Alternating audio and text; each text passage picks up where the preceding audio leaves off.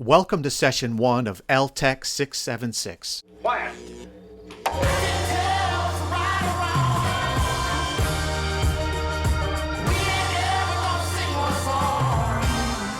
Hello everyone, my name is Dan Hoffman, and I'll be your instructor this semester.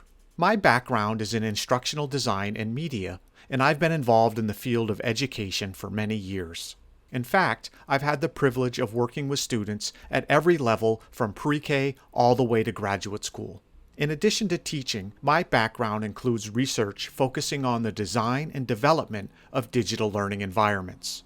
My work in this area has spanned across various content areas, age groups, and formal and informal settings. Together, these experiences have given me some insight into the complex relationships between education and technology. So now that you know a bit about me, let's get into the details of LTEC 676. So what is a course titled Social and Ethical Issues in Educational Technology all about?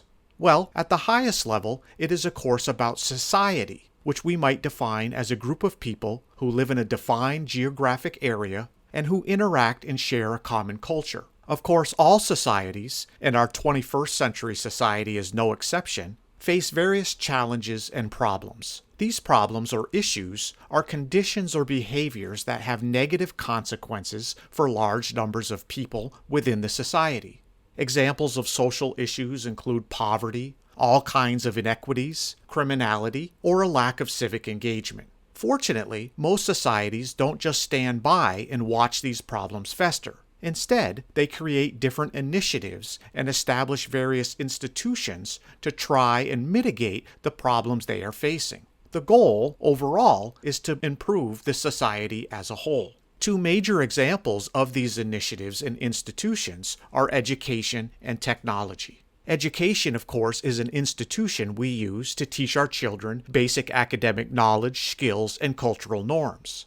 Technology, on the other hand, is the application of science or knowledge to address specific problems. Technology can range from something as simple as using a sharpened stone as a tool to building a digital network to make it easy to share information and resources around the globe. Both of these forces, education and technology, influence and, in turn, are influenced by society and its problems. Stepping back, we might think about this diagram as a sort of system. And, like any complex system, a change to one component can impact all of the other components in that system. Importantly, these impacts aren't always clear or predictable. They aren't all good or all bad. And as we all know, reality is much more nuanced. In LTEC 676, it will be our job to reflect on this system and how specific educational technologies have affected and are affecting the social and ethical problems of our time. This brings us to a guiding question, which we'll reference throughout the course. I like to call this question Kernahan's question, after the Princeton computer science professor named Brian Kernahan. Kernahan is famous for the various books he's written, such as his 2008 book titled D is for Digital. The subtitle of that book is What a Well-Informed Person Should Know About Computers and Communications. In this book, Kernahan asks an important question for modern society. What should an educated person know about computers?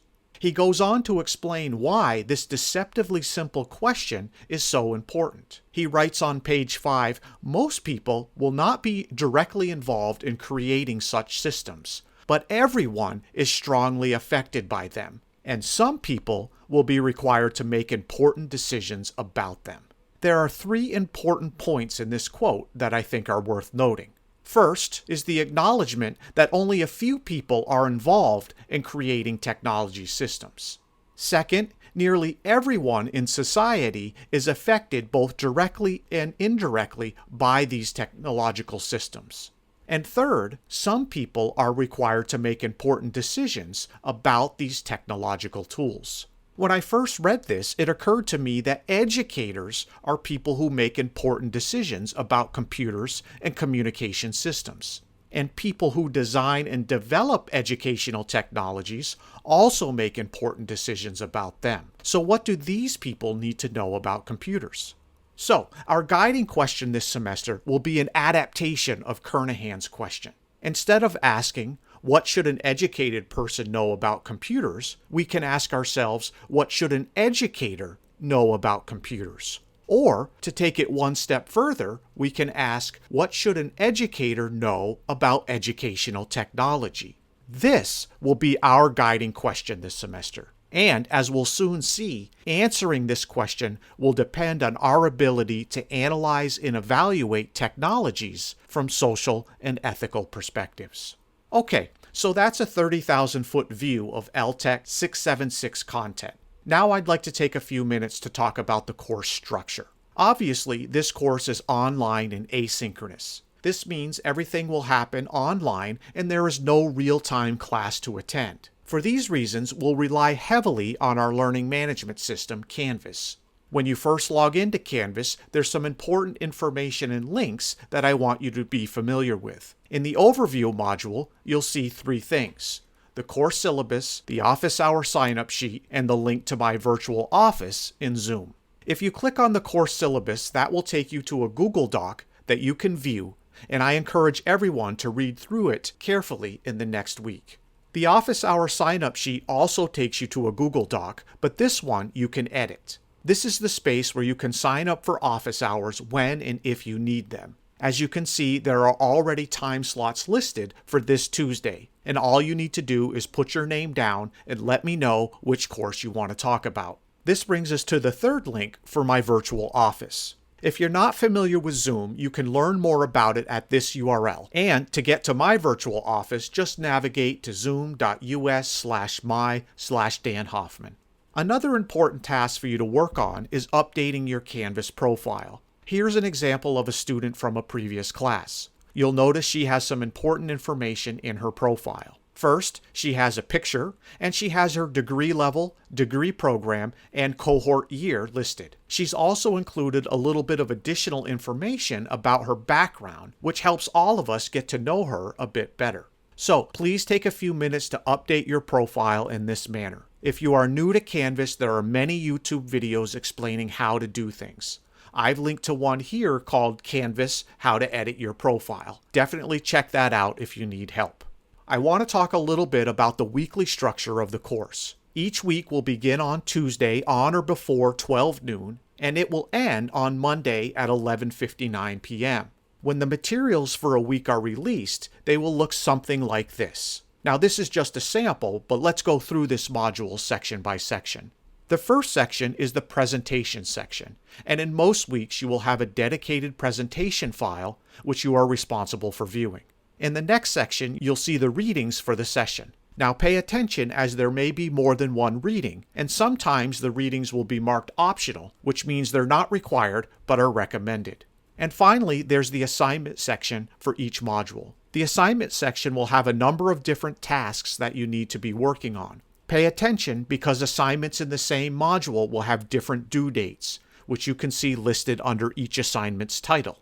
Note that there will be times when you have multiple due dates in a given week. Finally, I want to end by sharing a few tips for success in this online asynchronous context. First, please review the presentation files carefully. You are responsible for the information covered in these videos, so it's a good idea to watch them and take notes. Secondly, it's important that you read the assigned readings. Also, take notes on what you read. These notes will be helpful when you work on the critical reflection assignments, which require you to cite the readings. In your critical reflections, I'm looking for evidence that you are able to connect the ideas in the readings to the ideas in the assignments. Next, I want to encourage you to plan ahead. Many of the assignments will involve multiple steps across multiple sittings, so please don't save them to the last minute. Finally, it is important that you monitor your own understanding in this 600-level graduate course. There's a lot of reading and the topics are heady. Ask for help when you don't understand a particular concept. I'm here to support you, and you can sign up for office hours whenever you need or want them. It's my job to help you be successful. Okay, that's all for our course introduction. I welcome you all to LTEC 676, and I look forward to seeing you in Canvas. Have a great week.